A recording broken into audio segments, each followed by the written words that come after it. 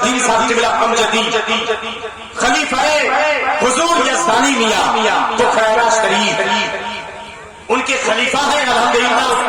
آج مکمل صدارت کا تاج اپنے سر پر رکھ کے یہاں پر بیٹھے ہوئے ہیں الحمدللہ. ان کو آپ دیکھیں بڑی محنت ہے جلسے کو سجانے میں, سنوارنے میں, آپ لوگ کو مدعو کرنے میں. اسی لیے آپ حضرات اس وقت تک بیٹھیں گے جب تک کہ ایک ایک شورا خطبہ کو آپ نہیں سماعت کر لیں گے.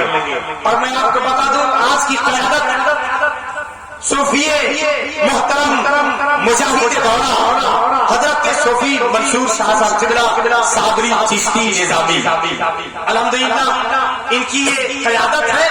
آپ ان کی قیادت میں خوبصورت یہ کانفرنس آپ اپنی نگاہوں کے سامنے دیکھ رہے ہیں. تو ذرا اب آپ تیار ہو جائیے. اب بڑی تیزی کے ساتھ میں چاہتا ہوں کہ بہترین شاعر سے آپ ملاقات کر لیں جن کی آواز میں آج کے دور میں بڑی کچھ ہے, بلکہ یوں کہہ لیا جائے جن کی فن شاعری میں فکر کی بلندی ہے, خیال انصت ہے, شور زورتگی ہے, زبان کی سلامت ہے, کلام کا فصاحت و بلاغت ہے. اس پر مقناطیسیت آواز سونے پر سہاگے کا کام کرتی ہے. شاعر اہل سنت حضرت محترم حیدر رضا برکاتی.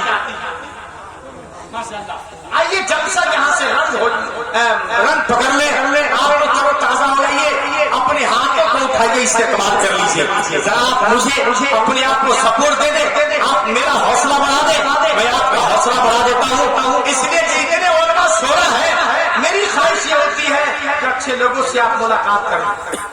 ماشاء اللہ ذرا اپنے ہاتھوں کو اٹھائیے, اٹھائے اپنے ہاتھوں کو, ماشاء اللہ اٹھائے رکھیں, اٹھائے رکھیں. نعرہ تکبیر. جن لوگوں نے ہاتھ اٹھایا ہے اللہ پاک سب کو کروڑ پتی بنا دے. ایک چانس اور دیتا ہوں ذرا آپ تازہ ہو جائے. اس لیے کہ کوئی بولے یا نہ بولے سخت میں بول دیتا ہے, وہ کیسا رس اور بیچا یہ دونوں بول دیتا ہے. نکل آتا ہے پانی دوستوں سوکھی ندی سے بھی تب تک جب محمد کا کلندر بول دیتا ہے.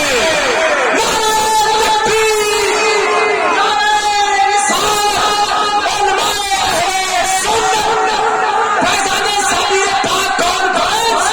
نعرہ تکبیر, نعرہ رسالت. ہم مدینہ جائیں گے, بے خوف و خطر جائیں گے. ہم مدینہ جائیں گے, بے خوف و خطر جائیں گے. راہ دشوار ہو جانے کی مگر جائیں گے. ہم مدینہ جائیں گے, بے خوف و خطر جائیں گے. راہ